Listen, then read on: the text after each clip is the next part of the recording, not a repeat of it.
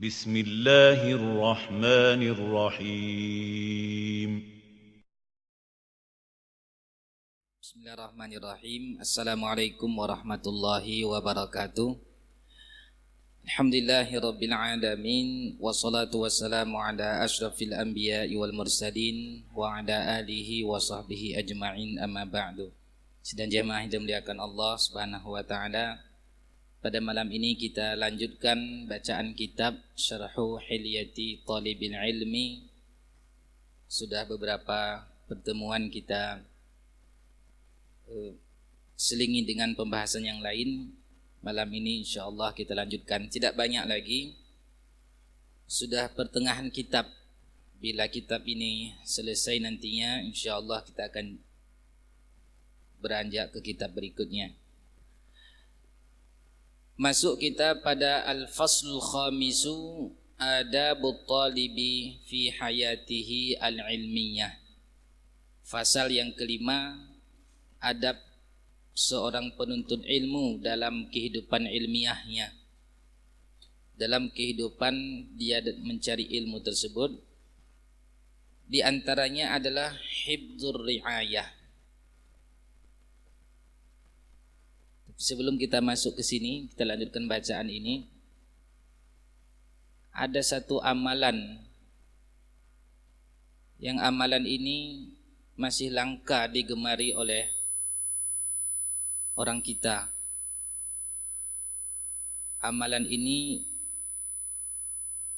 jarang atau tidak banyak orang-orang kaya melakoninya. Apa itu amalannya? Mencari jomblo untuk diberikan mahar menikah. Kalau di Arab Saudi itu sering kita temukan tempelan-tempelan di masjid, khususnya masjid yang di kampung-kampung. Bagi yang sudah siap menikah dan membutuhkan mahar, maka hubungi nomor ini. Itu di masjid kita jarang udah itu. Padahal kalau kita lihat dari segi pahala, kita berikan mahar kepada pemuda untuk menikah, lalu dengan mahar itu dia menjaga dirinya tidak terjatuh kepada yang haram, betapa besarnya pahala kita. Di saat dua pasangan ini, suami istri ini menikah, kemudian lahir anak, anaknya hafal Quran, itu terus mengalir pahalanya. Ini perlu kita galakkan ini.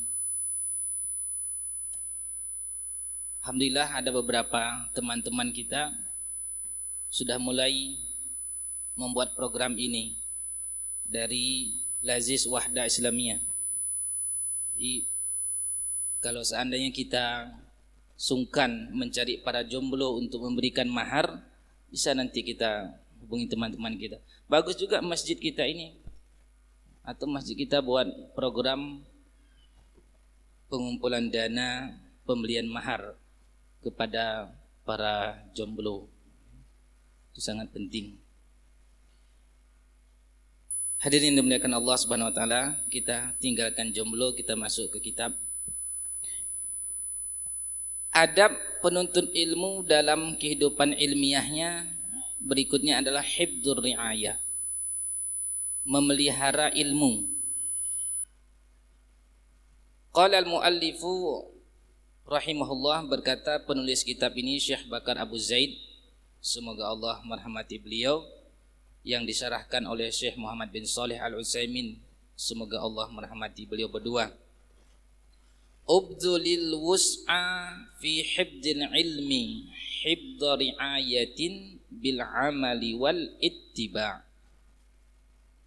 Hendaknya penuntut ilmu itu mengeluarkan segala potensinya, segala upayanya untuk memelihara ilmu itu dengan menghafal.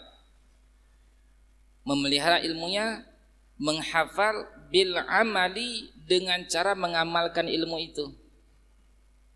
Ilmu itu lebih kuat dalam ingatan ketika kita praktekkan. Sebagai contoh, kita memiliki ilmu cara berwudu, tidak akan bertahan hafalan kita untuk menghafal syarat dan rukun wudu kalau kita tidak amalkan. Begitu kita amalkan, dia bertahan.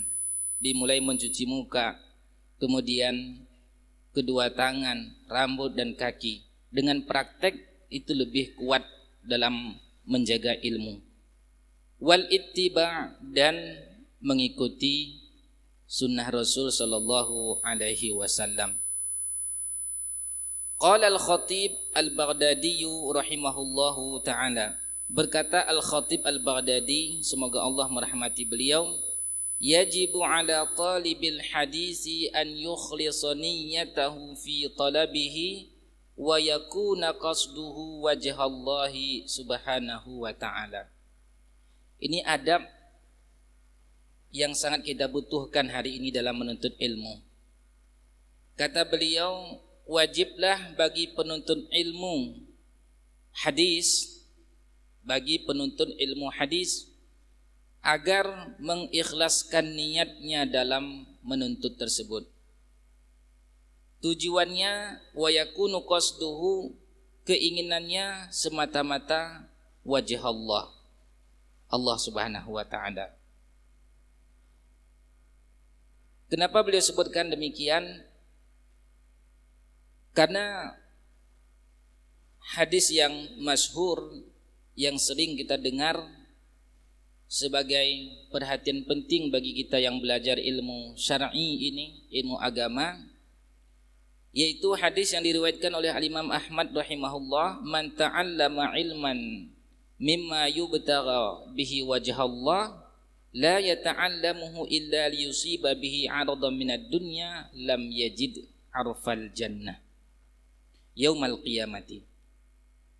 Barang siapa menuntut ilmu yang semestinya ilmu dituntut itu semata-mata diharapkan keikhlasan untuk Allah, lalu dia mempelajarinya untuk mendapatkan urusan dunia, dia pelajari untuk mendapatkan bahagian dari dunia, maka baginya tidak akan dapat mencium bau surga pada hari kiamat. Artinya kalau menciumnya saja tidak bisa, apalagi masuk. Begitu berat tentang niat menuntut ilmu agama. Begitu pula nanti keutamaannya. Ketika Nabi SAW menjelaskan tentang innal anbiya'a lam yuwarrisu dinaran wala dirhama. Sesungguhnya para nabi itu tidak meninggalkan dirham, dinar dan dirham. Wa innama warrasu al-ilma, hanya saja para nabi itu mewariskan ilmu. Ilmu apa maksudnya? Ilmu agama. Karena Nabi SAW tidak meninggalkan ilmu teknologi, tidak meninggalkan ilmu komputer, tidak meninggalkan ilmu teknik dan selainnya. Tapi yang ditinggalkan oleh Nabi SAW sebagai warisan adalah ilmu agama. Keutamaan inilah faman akhadahu faqad akhadha bihadzin wafidin. Siapa yang mengambil warisan ini, ilmu agama ini, maka sungguh dia telah mendapatkan bahagian yang besar. Karena keutamaan ilmu syar'i ini besar, maka niat pun sangat menentukan. Kalau ada di antara kita belajar atau mengajarkan mekanik, lalu dengan tujuan untuk dapatkan uang dari pengajarannya, tidak ikhlas sama sekali, tidak masalah di situ. Tidak ada kaitan dengan ancaman hadis tadi. Ada di antara kita menjadi seorang dokter, lalu mengobati pasien, tidak ikhlas dia ingin mengharapkan gaji, tidak mengapa di situ. Tapi kalau ada orang yang mengajarkan Al-Quran, tidak ikhlas karena Allah, ini resikonya berat. Jangankan masuk surga, mencium bau surga pun tidak diizinkan oleh Allah Subhanahu wa ta'ala. Karena keutamaannya besar, resikonya juga besar. Wa alla yakunu qasduhu, sebelumnya wal yahdhar an yaj'alahu sabilan ila nailil a'rad. hendaknya penuntut ilmu hadis itu, penuntut ilmu syar'i, jangan menjadikan ilmunya sebagai jalan untuk mendapatkan kesenangan dunia. Wa tariqan ila akhdil a'wam, dan sebagai jalan untuk mengambil harta. Faqad ja'al wa'idu liman ibtagha dzalika bi'ilmihi. Sungguh telah datang ancaman berat bagi orang-orang yang demikian itu. Belajar tentang ilmu syar'i tetapi tujuannya adalah untuk dunia, tujuan untuk kemewahan hidup. Keutamaannya besar, resikonya juga berat.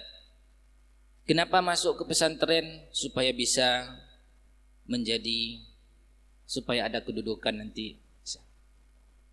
Untuk apa belajar tentang ilmu fikih? Supaya nanti bisa mendapatkan jabatan qadhi misal. Yang seperti ini ancamannya sangat berat, sebagaimana hadis yang telah kita bacakan. Lalu bagaimana kalau ada orang yang tujuannya mendapatkan ijazah dalam belajar itu?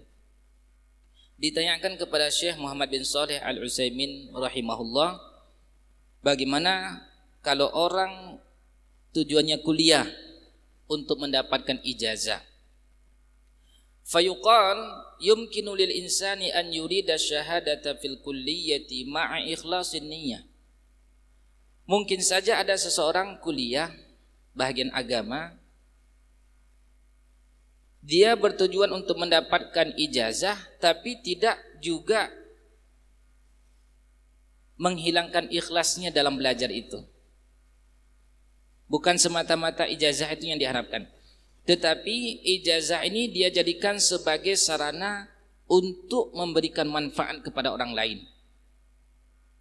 Boleh sebutkan contohnya, seorang da'i tidak diberikan rekomendasi untuk menyampaikan ilmunya kalau dia tidak punya ijazah S1 misalkan. Misalnya Masjid Oman ini nanti hanya diberikan izin kepada pemateri yang ada S1 atau S2 atau S3 misal. Seseorang ingin mendapatkan gelar tersebut supaya bisa menyampaikan ilmunya. Bukan tujuan asalnya, bukan tujuan dasarnya ijazah itu, tapi dia menjadi sarana untuk menyampaikan ilmu itu. Di sini tidak masalah. Tapi kalau tujuan semata-mata ijazah ini, dan dengan ijazah ilmu agama ini juga mendapatkan gaji misalkan, itu semata-mata tujuannya, inilah yang mendapat ancaman dalam hadis, jangankan masuk surga, lam yajid arafal jannati yaumal qiyamah, tidak mendapatkan, tidak dapat mencium bau surga sekalipun nanti di hari kiamat. Na'udzubillah. Makanya berat para jemaah sekalian menjaga niat, sering kita ulang-ulang, sangat berat, khususnya pada penceramah-penceramah ini. Nanti ada masjid selesai pengajian dikasih amplopnya lebih besar dikit, ada masjid tidak. Sebenarnya sering kita sampaikan kepada pengurus masjid, buatlah satu program misalkan, ini masjid kita ini dikasih uang juga nih selesai pengajian, cobalah dibuat misalkan setahun itu siapapun yang memberikan pengajian tidak ada honor, bertahan enggak? Tidak ada honor. Yang khutbah Jumat tidak ada honor, misal seperti itu. Apakah ini sangat besar sekali permainan hati di sini, sangat besar sekali. Kemudian dilanjutkan oleh Syekh Bakar Abu Zaid, wal yattaqi al-mufakharata wal mubahata bihi. Hendaknya penuntut ilmu itu menjauhkan dirinya dari sifat merasa bangga dengan ilmunya. Kalau yang ahli komputer dan yang ahli kedokteran, dia bangga dengan ilmunya itu tidak sama dengan ilmu syar'i. bangga dengan ilmu syar'inya itu tidak sama. Wa an yakuna qasduhu fi talabil hadisi nailar riasati wa ittikhadal atba'i wa aqdal majalisi. Hendaknya juga penuntut ilmu hadis itu tidak menjadikan tujuannya agar menjadi orang pimpinan, atau tujuannya agar mencari pengikut sebanyak-banyaknya, atau tujuannya agar di mana-mana dia bisa mengadakan majelis-majelis. Fa innal afatad dakhilata 'alal ulama'i aktsaruha min hadzal wajhi. Kata beliau, sesungguhnya penyakit yang paling banyak menyerang para ulama adalah dari sisi ini. Dengan adanya ilmu dimiliki sehingga banyak yang mengikutinya, banyak murid-muridnya. Di sini sangat berat sekali menjaga hati. Fa innal afata dakhilata 'alal ulama'i aktsaruha min hadzal wajhi. Kebanyakan yang menyerang para ulama dari sisi ini. Kita ulang lagi bagaimana kisahnya Al-Imam Az-Zuhli, seorang ulama hadis yang terkenal saat itu. Murid-murid beliau penuh menghadiri majelis ilmunya. Lalu kedatangan Al-Imam Bukhari rahimahullahu ta'ala menyebabkan murid-murid beliau berpaling, lebih memilih majelisnya Al-Imam Bukhari, karena memang dari segi kemasyhuran Al-Imam Bukhari itu melampaui kemasyhuran Al-Imam Az-Zuhli. Karena muridnya Al-Imam Az-Zuhli sudah banyak berpaling pergi kepada Imam Bukhari, datanglah permainan hati, goyang hati. Itu ulama besar, ulama hadis bisa diserang penyakit ini. Hingga tidak cukup pada diri beliau penyakit itu, sampailah masalah lebih besar bahwa Al-Imam Bukhari rahimahullah difitnah, diberikan tuduhan, yang tuduhan itu tidak ada pada Al-Imam Bukhari, dan terpaksa Al-Imam Bukhari rahimahullah keluar dari kampung itu. Ini permainan hati. Oleh karenanya ada kaidah disebutkan oleh para ulama, kalamul aqrani yutwa wala yurwa. Ucapan orang yang semasa itu dicampakkan ke dinding, tidak untuk diriwayatkan. Kalau ada ulama yang semasa lalu mereka saling menyerang, itu kaedahnya ucapan mereka saling menyerang itu bukan untuk diriwayatkan, tetapi dicampakkan ke dinding. Kenapa? Karena semasa itu, ulama yang semasa, permainan hati lebih besar. Permainan hati itu lebih besar. Berikutnya,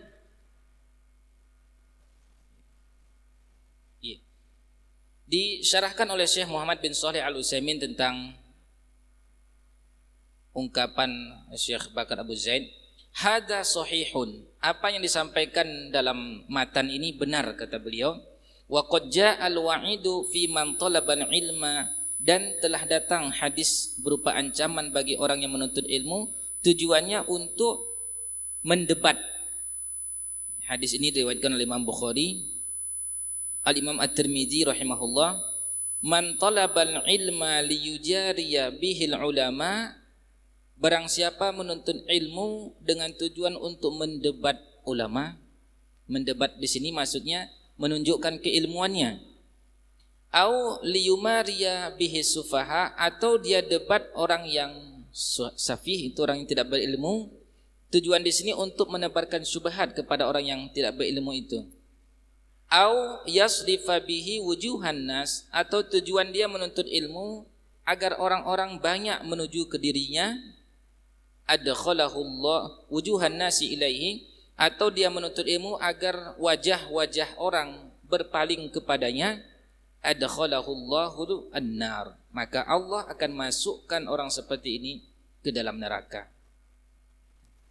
Tujuan menuntut ilmunya ada 3. Pertama, agar bisa selalu debat, menang dalam debatnya dengan orang-orang untuk menunjukkan ilmunya, atau dia dengan ilmunya itu dia tebarkan syubhat kepada orang-orang yang tidak berilmu, atau tujuannya agar dia menjadi referensi ilmu.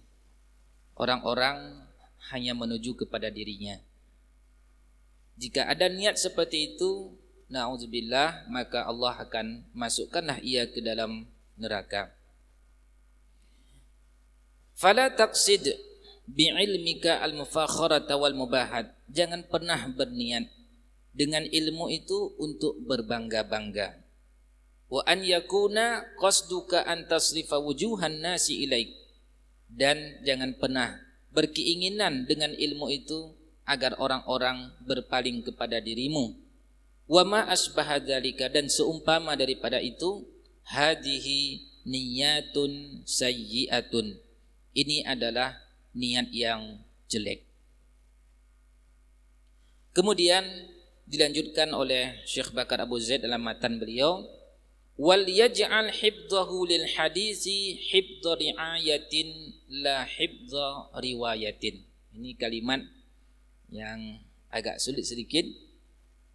Kata beliau, hendaknya jadikan hafalan terhadap hadis itu adalah hafalan pemeliharaan, bukan hafalan periwayatan. Maka bahasa yang digunakan oleh Syekh Bakar Abu Zaid itu bahasa yang kalau tidak disyarahkan oleh ulama setelah beliau itu agak sulit dipahami. Ini kitab yang menulis matannya junior, yang mensyarahkannya senior. Yang menulis matannya itu junior, yang mensyarahkannya senior. Syekh Utsaimin itu senior, sedangkan Syekh Bakar Abu Zaid itu junior. Karena kesulitan bahasa yang ditulis, yang dibuat, yang disampaikan oleh Syekh Bakar Abu Zaid, walaupun beliau junior, disyarahkan, harus mesti disyarahkan oleh seniornya. Jarang seperti ini, jarang. Biasanya, dan pensyarahnya itu lebih duluan meninggal dibandingkan dengan penulis. Syekh Utsaimin terlebih dahulu meninggal dibandingkan dengan Syekh Bakar Abu Zaid. Kondisi seperti ini jarang sekali terjadi. Beliau sebutkan hendaknya hafalan hadis itu hafalan penjagaan. Bagaimana maksudnya?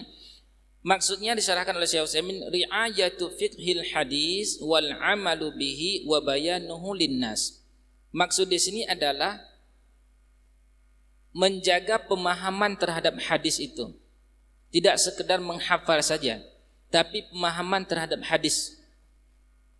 Disebutkan oleh beliau ada 3 jenis orang dalam masalah ilmu ini. Ada yang hanya menghafal saja tapi tidak paham. Ada yang bisa memahami tapi tidak hafal. Ada yang dua-duanya. Dan ini nadirun, langka kata beliau. Kuat hafalnya juga kuat pemahamannya. Kalau yang pertama tadi kuat hafalannya tapi dia enggak mengerti apa yang dia hafal. Misalkan anak-anak kita di TK, cucu kita, dia hafal 30 juz tapi dia belum bisa memahami apa yang dihafal itu. Ada orang tidak hafal tapi dia paham. Yang lebih tentunya lebih istimewa adalah kekuatan hafalannya juga kekuatan pemahaman. 3 jenis orang dalam ilmu ini disebutkan oleh Nabi SAW dalam hadis yang diriwayatkan oleh Imam Bukhari. Diumpamakan orang yang diberi ilmu itu seperti tanah yang disirami oleh air. Yang pertama, ki'anun ibtala'atil ma'a walam tumbitil kala'a, yaitu tanah yang gersang, ketika turun air tidak dapat menahan air, dan juga tentu tidak bisa menumbuhkan tumbuh-tumbuhan. Fahada masalu man atahu Allahul ilma wal hikmah walakinnahu lam yarfa' bihi ra'san wa lam yantafi' bihi wa lam yanfa' ghairahu. Orang seperti ini adalah orang yang Allah berikan ilmu padanya, tetapi dengan ilmu itu tidak bisa mendapatkan menaikkan derajatnya, tidak bisa memberikan manfaat baik untuk dirinya ataupun orang lain. Dia punya ilmu, dia ada hafalan Qur'annya, hafalan hadisnya, tapi dia tidak bisa mensyarahkan ayat yang dia hafal, hadis yang dia hafal. Ini yang pertama. Yang kedua, ardun amsakatil ma walakinnaha lam tumbitil kala'a. Tanah yang bisa menahan air. Air tergenang di dalamnya, tetapi tidak dapat menumbuhkan tumbuh-tumbuhan. Haula'i arwatu amsakul ma'a fasaqan nas wastaqu wa zara'u walakinnahum anfusuhum laisa indahum illal hibd. Orang seperti ini seperti perawi hadis, sekedar meriwayatkan hadis, kata beliau. Orang bisa mendapatkan ilmu dari hadis yang diriwayatkan, tetapi dia tidak bisa mendapatkan manfaat dari apa yang diriwayatkan itu. Ini jenis kedua. Jenis ketiga, ardun riyadun, tanah yang baik. Qabilatil ma'a fa'ambatatil usba wal kala'a, yaitu air dapat dia serap, lalu juga tanah ini bisa menumbuhkan tumbuh-tumbuhan, rerumputan. Fantafa'an nasu fa'akalu wa akalat mawashihim, maka orang-orang pun memanfaatkan tanah yang subur ini, bisa dicicipi, bisa dinikmati oleh manusia dan juga hewan-hewan binatang ternak.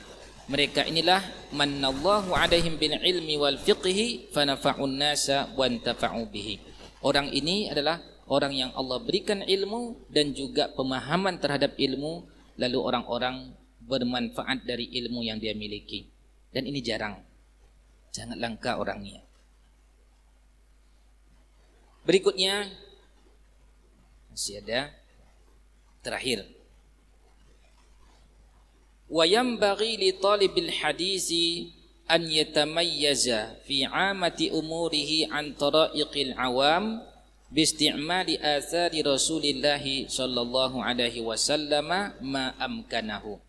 Hendaknya seorang penuntut ilmu hadis dia memiliki ciri khas berbeda dengan orang-orang awam. Dari segi apa itu? Bisti'mali asari Rasulillah sallallahu alaihi wasallam ma amkanahu. Penuntut ilmu hadis itu berbeda dengan orang awam dari pengamalannya terhadap sunnah-sunnah Nabi sallallahu alaihi wasallam.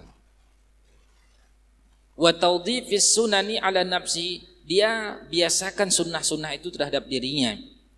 Fa inna Allah ta'ala yaqul, karena Allah Ta'ala berfirman, laqad kana lakum fi Rasulillahi uswatun hasanah. Sungguh pada diri Rasul sallallahu alaihi wasallam itu ada suri teladan yang baik. Sangat beda sekali, saudara jemaah sekalian. Mungkin ini agak sensitif sedikit, tapi tidak mengapa. Ketika kami belajar di Madinah dengan belajar di sini, di UIN Araniri, ketika belajar di Madinah itu terasa setiap kali keluar dari kelas bertambah ilmu, bertambah iman. Melihat pemateri itu, dosen-dosennya, apalagi dia dosen hadis misalkan, ketika menjelaskan hadis, kita lihat dari penampilan saya sudah kita bisa bayangkan beginilah modelnya penampilan Rasulullah SAW. Komitmen terhadap sunnah. Dibandingkan dengan di tempat kita ini belajar dosen hadis tapi tidak nampak ciri-ciri mengamalkan hadis itu. Jadi beda ruhnya dalam mendapatkan ilmu tersebut. Terasa rindu kita untuk belajar dengan ulama-ulama yang mereka yang komitmen terhadap sunnah-sunnah Nabi SAW. Semestinya lah seperti itu seorang penuntut ilmu hadis. seorang penuntut ilmu syar'i, hendaknya sebisa mungkin dia mengikuti sunnah. Ibnu Umar radhiyallahu anhuma disebutkan beliau pernah melihat Nabi SAW turun di sebuah tempat, dan di tempat itu Nabi kita buang hajat, buang air kecil. Sepeninggalan Nabi SAW, tetap saat melewati tempat itu Ibnu Umar turun dan buang air kecil. Begitulah semangatnya mengikuti sunnah Nabi SAW. Beda ketika seorang menyampaikan hadis yang dia komitmen terhadap sunnah, dengan orang yang menyampaikan hadis tidak komitmen dengan sunnah. Beda itu ruhnya. Penerimaan si pendengar juga berbeda. Anas bin Malik radhiyallahu anhu juga demikian. Ketika beliau melihat Nabi SAW menyukai satu makanan, maka kata beliau, semenjak saya melihat Nabi SAW menyukai makanan itu, saya tidak pernah tinggalkan makanan itu selama makanan itu ada. Padahal ini bukan urusan ubudiyah, urusan duniawi. Tetapi karena komitmennya terhadap mengikuti Nabi SAW, maka yang bukan urusan ibadah pun berupaya mereka orang-orang yang mencintai Nabi SAW mengikutinya. Lalu Syekh Utsaimin ditanya, apakah hal yusra'u lana an nattabi'ahu fima waqa'a adatan? Apakah disyariatkan bagi kita mengikuti sesuatu yang merupakan kebiasaan Nabi SAW seperti imamah, surban, warida dan selendang, wal izar dan kain? Ketika Nabi SAW menggunakan pakaian seperti itu, apakah disyariatkan juga bagi kita untuk mengikutinya? Naqulu, kita menjawab, kata beliau, na'am yushra'u an nattabi'ahu fi, ya kita disyariatkan untuk mengikutinya, walakinna ma'nal ittiba'uhu fi jinsi ma labisa. Yang dimaksud dengan mengikuti di sini adalah mengikuti jenis pakaian, apa yang dipakai. Yakni anna Rasulullah sallallahu alaihi wasallam labisa dzalika fi dzalikal waqt. Nabi sallallahu alaihi wasallam memakai pakaian pada waktu itu. Li anna an-nasa yalbasuna wa'tadu hada. Karena orang-orang memakai pakaian itu dan terbiasa dengan pakaian ini. Wa alaihi fanaqul, karena itu kita katakan as-sunnatu lubsu ma ya'taduhu an-nasu ma lam yakun muharraman. Sunnah itu adalah mengenakan pakaian yang orang-orang biasa pakai di tempat itu selama pakaian tersebut tidak haram. Ini juga fikih dalam memahami sunnah. Kalau seandainya di sebuah tempat itu pakaiannya biasa jubah selalu, itu termasuk sunnah, kita mengikuti kebiasaan tempat itu. Termasuk sunnah. Kata Syekh Al-Utsaimin rahimahullah, as-sunnatu lubsu ma ya'taduhun nas ma lam yakun muharraman. Sunnah itu adalah memakai apa yang biasa dipakai orang selama itu tidak haram. Kalau kita di Aceh biasanya apa? Kain sarung. Itu juga termasuk sunnah selama dia tidak haram. Bagaimana maksud haram? Contohnya haram di sini, misalnya memakai pakaian di bawah mata kaki. Walaupun ada yang protes ya. Ada yang protes ya? Celana cingkrang, pakaian cingkrang. Ya. Urusan dia dengan Allah Subhanahu wa taala. Termasuk sunnah ketika kita melihat di sebuah daerah itu memakai pakaian sarung, kita juga pakaian sarung. Itu sunnah yang merupakan kebiasaan orang setempat. Kalau tempat itu pakaiannya apa? Kalau di Sudan itu, di Afrika misalkan, bagian Afrika lah, di antaranya Sudan, itu orang Sudan kalau pakaian warna-warni kayak kita di sini dasternya perempuan gitu. Pakai daster perempuan. Ada lagi nanti yang terbuka ketiaknya itu. Yang laki-lakinya tapi. Termasuk juga imamah. Beda surban yang dipakai orang-orang Saudi dengan yang dipakai oleh orang-orang Yaman. Beda yang dipakai orang Afghanistan, itu imamahnya. Model pakaian la ba'sa bih, tidak mengapa. Itu kata Syekh Al-Utsaimin rahimahullah termasuk sunnah. Nah, kemudian apakah disunnahkan juga kita mengikuti makanan yang disukai oleh Nabi SAW? Seperti fa'ala sabilil misal, sebagai contoh Nabi kita SAW menyukai manisan, menyukai madu.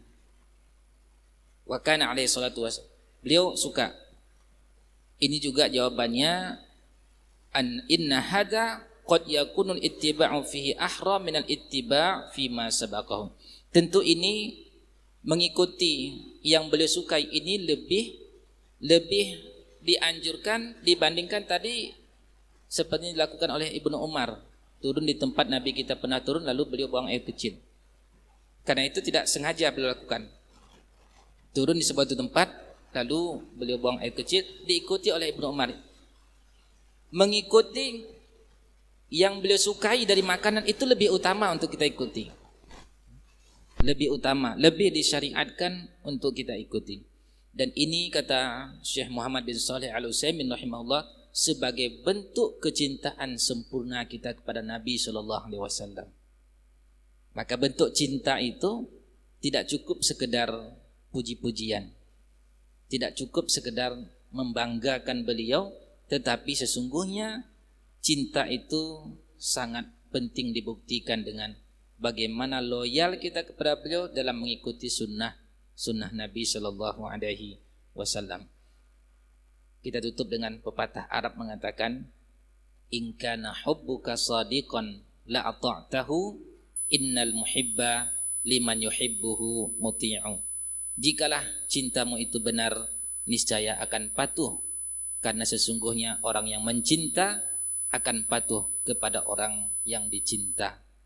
Harapan kita, apa yang kita yakini berupa cinta kepada Nabi SAW, berupaya semaksimal mungkin kita ikuti contoh-contoh yang telah beliau tinggalkan, insyaallah ta'ala. Barangkali masih ada waktu? Selesai bahagian ini, insyaallah akan kita lanjutkan nanti. Masih fasal khamis, adab penuntut ilmu dari segi kehidupan ilmiahnya. Sebelum kita tutup, barangkali ada yang ingin kita sempurnakan, kita diskusikan kepada jemaah, kita persilahkan.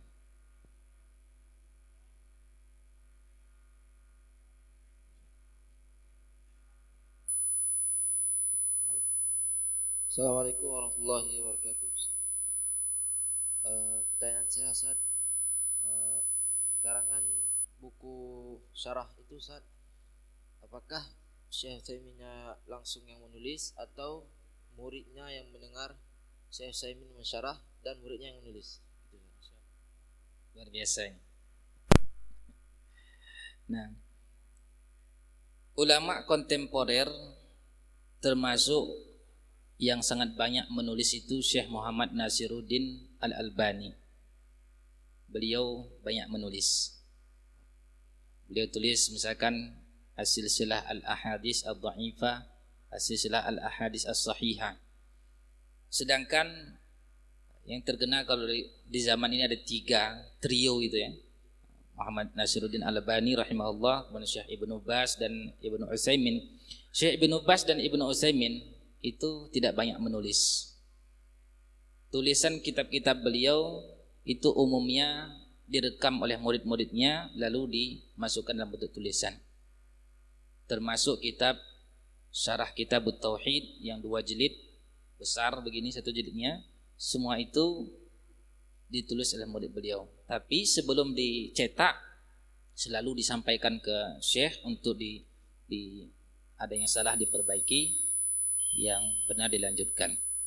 Begitu juga syarah Bulughul Maram yang kalau tidak salah 8 jilid yang punya saya itu semua dalam bentuk rekaman lalu ditulis oleh murid beliau, dimasukkan ke dalam buku. antara maghrib sampai isya, pengajian sepanjang itulah. Adapun kitab ini sejauh pengetahuan kami bukan tulisan beliau, tetapi tulisan murid beliau. Beliau tidak tulis. Ketika beliau jelaskan tentang matan Syekh Bakar Abu Zaid, disitulah direkam oleh muridnya, lalu ditulis. Jadilah kitab seperti yang kita baca hari ini. Terima kasih.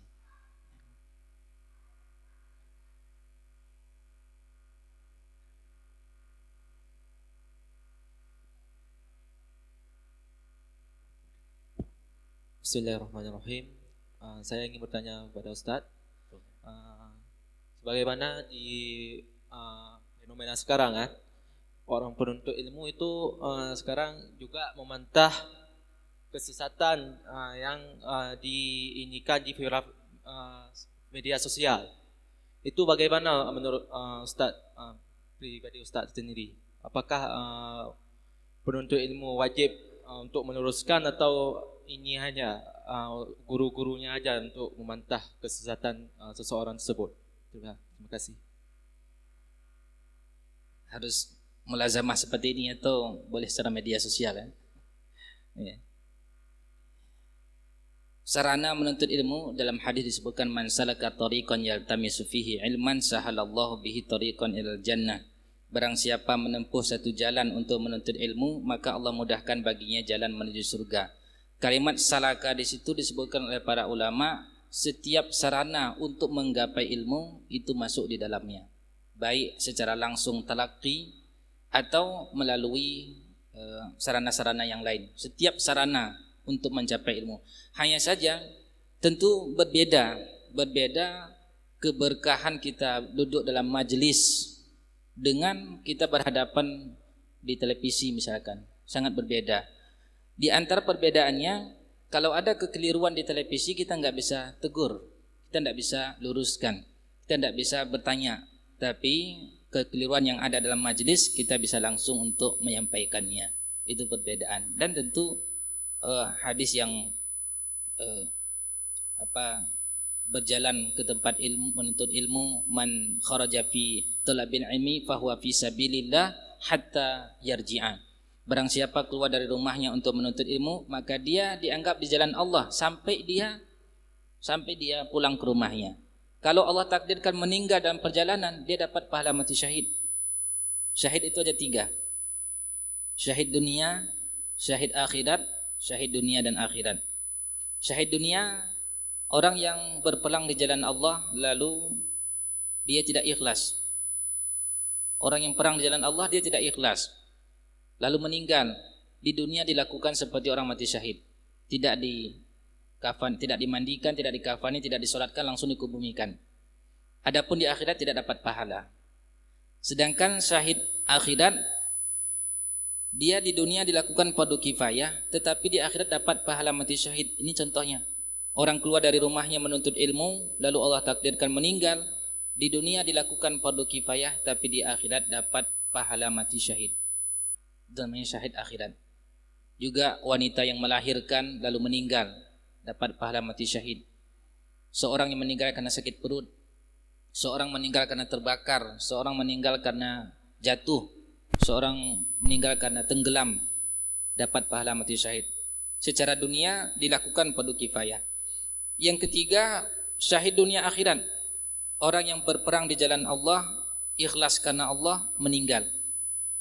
Di dunia tidak dilakukan fardu kifayah, di akhirat dapat pahala mati syahid. Bagaimana bisa kita mendapatkan tadi? Tentu kita mendatangi ilmu, mulazamah. Kalau di televisi saja kita datang, depan rumah kita enggak keluar dari rumah. Itu di antara perbedaannya. Masing-masing ada kelebihan. Di televisi mungkin lebih khusyuk kita mendengar, sedangkan di masjid ada riuk-riuk, ada tangisan anak-anak membuat kita konsen. Ada juga kelebihannya. Nah, wallahu ta'ala alam.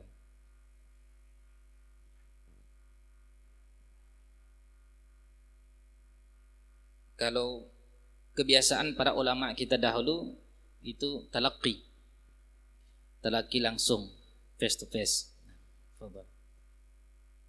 Assalamualaikum warahmatullahi wabarakatuh. tadi Ustaz sebutkan untuk menjaga hati para penuntut ilmu bidang agama, itu ada Ustaz sebutkan bahwa ada kalanya masjid perlu menerapkan bahwa tidak perlu honor, sehingga untuk menjaga hati, untuk menjaga qanaah. Apakah itu hadis atau pendapat Ustaz sendiri? Karena dengan perkembangan sekarang, kebutuhan dan sebagainya, ini orang yang punya ilmu juga harus sejahtera. Jadi maka pendapat saya pribadi itu masjid-masjid yang mempunyai kemampuan atau orang kaya-kaya itu harus kita dorong supaya orang-orang yang berilmu itu bisa hidup layak. Jangan ke masjid sana ke masjid sini hanya dengan Honda buntut. Jadi itu juga perlu kita perhatikan. Itu bagaimana dalam dunia ilmu pengetahuan dan dengan agama Islam. Terima kasih. Hadis yang kita bacakan tadi bagi orang yang menuntut ilmu agama tetapi semata-mata tujuannya adalah dunia. Adapun kalau tujuannya bukan dunia tapi dunia itu datang kepadanya, itu tidak mengapa dia terima. Dalam hadis yang telah kita bacakan, man talaba ilman la yata'allamuhu illa liyusiba bihi 'aradan minad dunya lam yajid 'arfal jannati yaumal qiyamah. Dia tidak mempelajari ilmu itu kecuali semata-mata untuk mendapat bahagian dunia, maka dia tidak bisa mencium baunya surga. Semata-mata itu tujuannya. Dalam ayat juga Allah sebutkan man kana yuridul hayatad dunya wa zinataha nuwaffi ilaihim a'malahum wa hum fiha la yubkhasun. Siapa yang menginginkan kehidupan dunia, maka kami berikan, kami penuhi keinginan dunianya, tidak dikurangi, tapi di akhirat tidak diberikan baginya nasib bahagian. Ini keutamaan besar bagi orang yang menuntut ilmu syar'i, juga resiko yang sangat besar bagi mereka yang tidak ikhlas karena Allah. Jika tujuan awalnya adalah Allah, kemudian datang dunia, itu tidak masalah bagi dia. Tidak ada masalah bagi dia. Tapi yang paling inti, apa tujuan awalnya? Dan menjaga tujuan awal itulah yang sangat berat. Itulah yang membuat tidak sedikit di antara hamba-hamba Allah berguguran di tengah jalan. Ada satu buku namanya A'dzarul Mutaqa'isin. Ini menjelaskan tentang alasan-alasan orang gugur di tengah jalan, tidak mau dakwah lagi. Dai yang gugur di tengah jalan. Di antara penyebabnya adalah al-ma'isyah, kehidupan dunia. Karena merasa tidak mencukupi kehidupan dunia, akhirnya ditinggalkan lahan dakwah, dia berpaling dari dunia dakwah itu. Semoga Allah menjaga kita. Amin ya rabbal alamin. Subhanakallahumma wa bihamdika asyhadu an la ilaha illa anta astaghfiruka wa atubu ilaik. Wassalamualaikum warahmatullahi wabarakatuh.